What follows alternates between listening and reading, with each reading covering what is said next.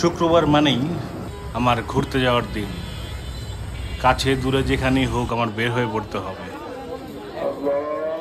তাই এবার চলে গেলাম নারায়ণগঞ্জের শেখ রাসেল পার্ক।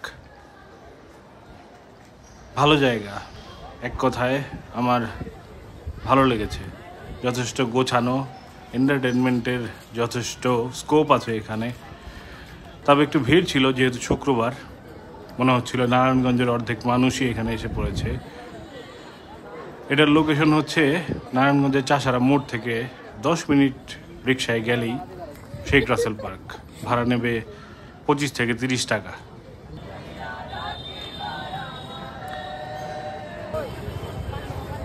এটা রাসেল পার্কের বাইরের অংশ, মানে বাইরের দিক আর কি। বিভিন্ন ধরনের স্ট্রিট ফুড, চা, পিৎজা, কাবাব, এগুলোর অপশন তো আছেই। কিছু এন্টারটেনমেন্টের অপশনও আছে, যেমন বক্সিং গেম আছে, বেলুন ফোটানোর জায়গা আছে। মনে হচ্ছিল একটা মেলা একটা উৎসবের জায়গা। আপনার ইচ্ছা করলে পার্কের এই বাইরের সাইড ওয়াক দিয়েও হাঁটতে পারেন। এদিক দিয়ে হাঁটতেও আমার ভালো লাগছিল, কারণ চমৎকার ওয়েদার ছিল।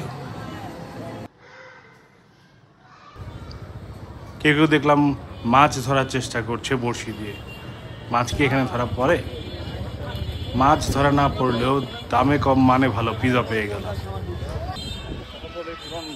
এরপর পুরনো ঢাকার মতো এই চিপা চাপা গলি দিয়ে পৌঁছে গেলাম মন্দিরে।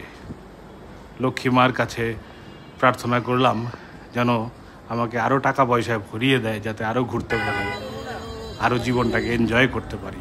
ধন্যবাদ।